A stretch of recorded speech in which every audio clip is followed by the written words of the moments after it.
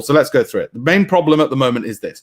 The problem people picking stocks is they pick them like a hoarding panic buyer. This is how most people pick. They just pick names that they hear and they just grab them. They have no strategy. They don't know when they're going to exit. So they get a big windfall and they think, shit, what do I do now? And half the time they get out too early. Half the time they get out too late. They're just trying to gamble. They're constantly looking at, they don't have any strategy. So my job is to give you a strategy. They also don't know when to let go.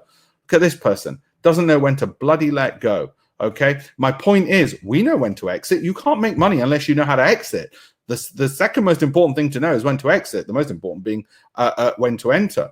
Notice how they don't know how to exit. We know how to exit. 12 months is up or your stop loss is hit. Simple as that. We're keeping it simple. We know when to let go. We know when to let go. Okay.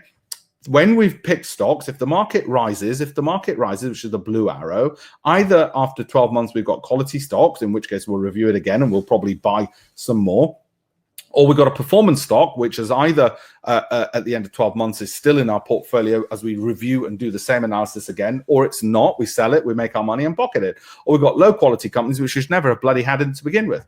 Or the market's been falling, and after 12 months, quality companies would buy more of those 5 companies I'm going to tell you about, because if the market falls, we'd buy more of them. But there's only 5 of those. Performance companies, well, it's either hit our stop loss or 12 months are up, and it's not going to be in our portfolio for the year after when we do our analysis all over again. And a low quality company you should never have bought. Losers add to losers. Write that down. We never add to losing positions. Losers add to losers. Losers add to losers. The only time you add to a losing position is if it's a quality company, and there's only 5 of those in the world. Okay? Statistically, you'll do better. Problem?